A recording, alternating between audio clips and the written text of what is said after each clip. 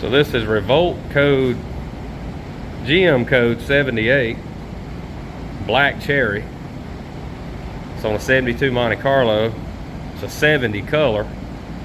Note that the 80s black cherry colors are different. I wanted to show you a naked photo of this car before I put the clear coat on it, just to show you the what it kind of looks like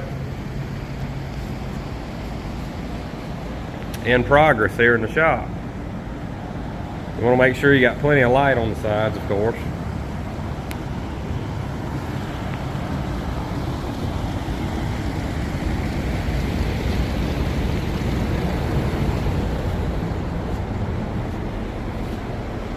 You want to keep these gaps not tight so the paint can flow around them.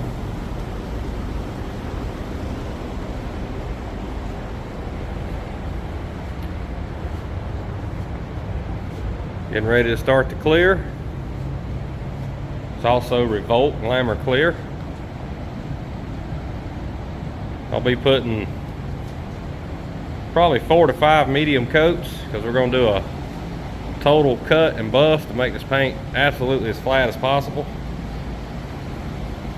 Not worried about orange peel. It's going to be cut and buffed anyway. Main thing, avoid the runs. All right, wanted to give you a look at the clear coat. I did 5 coats of ReVolt Glamour Clear. Follow the instructions, mixed 4 1-to-1. That would be 4 parts clear, 1 part hardener, 1 part reducer.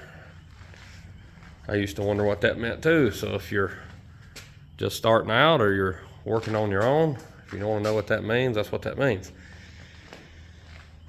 I also wanted to show you, over the years I've learned to paint the edge of the hood with the car, just because you end up with an ugly paint line. So I took care of that. And then that way you're able to pull the tape loose and let this edge flow out and not have such a hard edge when it dries. Same goes for around anywhere that you've masked off. Go ahead and pull the tape, pull the paper, let it flow. Under no circumstance do you open the doors. This car's been drying for 30 minutes. That's not going to work. Even on a 90-degree day, it's not dry enough in 30 minutes to open the door. So just temperature will depend on when you can open the doors and start to peel the tape. I do recommend doing that the next day. That way the paint don't get so hard and it'll still do better. But another trick I did on this car, the first time I've actually thought to do this, is don't gob 5 coats of paint on areas that's curvy and it's prone to run. Put the coats on the car and then put 2 to 3 coats max on areas like this. And that way on that last coat you can just hammer it on. It'll flow out, it'll look good, and it won't make a mess. And finally, I can say I got this without putting a run. Just about every car I've ever sprayed, there's a slight drip right there. It's because I've always tried to put too much. So just be careful about that. Pretty much got 4 medium coats of clear, 1 heavy coat at the end, because I wanted to make the bottom of the car kind of flow, because I don't plan on cutting the bottom of the car. Chrome covers most of it anyway. On some of the higher end cars, I'll take the time to cut below the body line, but this car is still more on the driver spectrum. Real happy with how the paint laid out. Just wanted to kind of show you what it looks like fresh with the fumes cleared out of the shop and as it's starting to cure.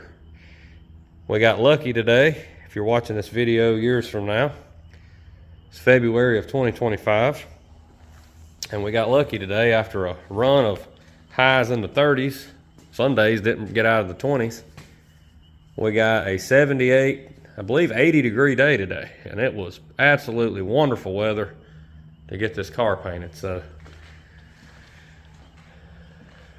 here we are, and it's still well above cure temp out here for this paint to continue to dry overnight.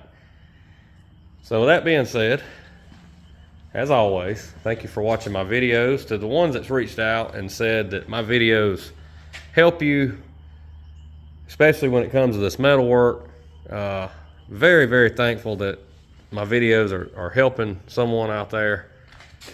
And I know if I was just getting started or trying to do this myself, I would be very thankful to see videos, and I am, when I'm looking at something that I'm not sure about how to do it, and find a video where someone else has did it. I was able to do my first headliner in a car a few months back in my box Chevy because of someone that took the time to put a video up, and you can kind of see what you're getting into. It really helps. So that being said, for the ones that need work done, my contact email is in the video description, as always. And we'll see y'all next time. Thanks for watching.